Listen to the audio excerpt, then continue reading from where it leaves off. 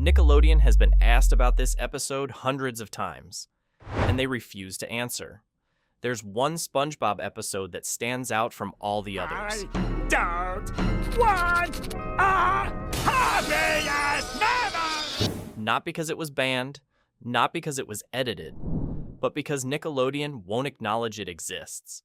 Journalists have asked, fans have demanded answers, even former employees have tried to explain it. SpongeBob SquarePants. Now, if you're not applauding at home, you should be. And every single time, Nickelodeon goes silent. The episode is called Are You Happy Now? Season 8, Episode 16. It aired on March 31st, 2012. The premise seems harmless. Squidward is having a bad day and can't remember his happiest memory. SpongeBob tries to help him find it, but nothing works. So what do you think? Happiest memory or what? Squidward spirals deeper into depression. It's a typical SpongeBob setup. Character faces problem, ridiculous attempts to solve it. Eventually finds resolution. But this episode is different. Because the way Squidward's depression is portrayed isn't played for laughs, it's disturbingly realistic. He locks himself in his house. He refuses to leave his room. Well, go to bed for 100 years or so. He stares blankly at walls. He stops caring about everything. And then there's the scene. The scene that made parents turn off the TV. The scene that triggered complaints. The scene that Nickelodeon still won't discuss publicly. Here's what happens.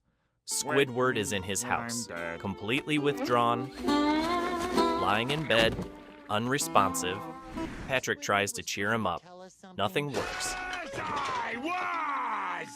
Then the camera cuts to Squidward sitting alone in a dark room. And he says out loud, I can't seem to get happy. Maybe this will help.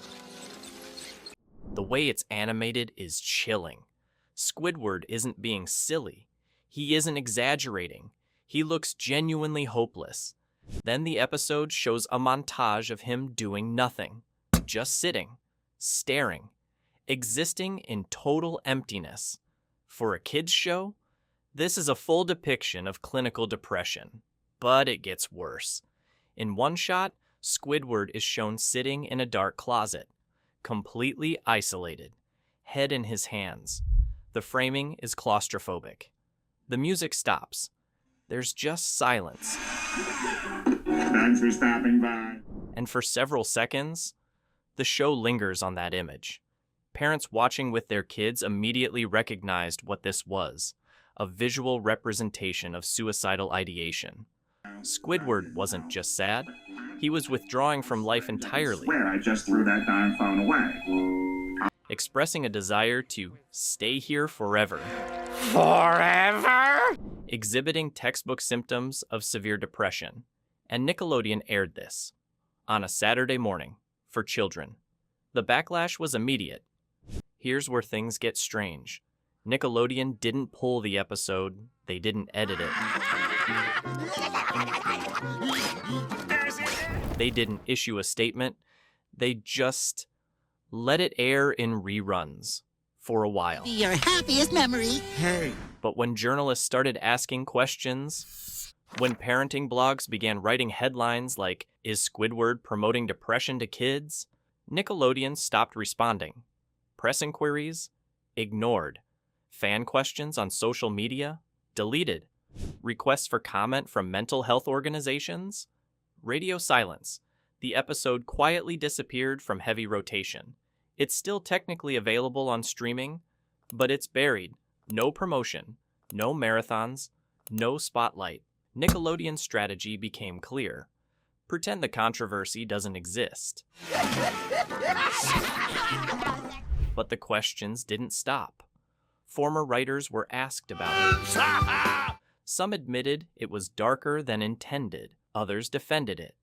One anonymous storyboard artist claimed the original script was even darker, with scenes cut before animation. Nickelodeon never confirmed, never denied. Their official position? Silence. What? Today, Are You Happy Now? remains one of the most divisive episodes in SpongeBob history. Some fans call it emotionally honest. They say it validates kids who struggle with sadness. Others say it crossed a line, that depicting a beloved children's character in severe depression, without guidance, without coping tools, without resources, was irresponsible. He's so handsome. And here's the part that bothers people most. Squidward doesn't work through it. He doesn't seek help. He doesn't talk to friends in a meaningful way. He just snaps out of it. He randomly remembers a happy moment, and suddenly everything is fine. No process, no healing, just instant recovery. Kids watching don't learn how to deal with depression. They just see suffering and then magic resolution. So what do you think? Happiest memory or what? And Nickelodeon still won't talk about it. Are You Happy Now? Represents something bigger than one episode. It shows what happens when a cartoon tries to tackle serious mental health topics. It's my happiest memory! Without fully thinking through the consequences. Squidward has always had melancholic moments. Episodes like Squidward in Clarinet Land and The Paper explored loneliness, but they were abstract, metaphorical. This wasn't. This was literal. And by refusing to address it, Nickelodeon sent a message. We don't want to acknowledge that we aired this. SpongeBob, how many times do That avoidance is a problem, because kids do experience depression. Kids do struggle with mental health. And if a show is going to depict that, the network should stand behind it or admit it was a mistake. Stopping by. Instead, Nickelodeon chose option 3, silence. And sometimes, silence says more than any statement ever could. Nickelodeon won't talk about this episode, and they probably never will. But there's one more SpongeBob secret that's even more shocking. One that involves the creator himself. And once you hear it, you'll never look at the show the same way again.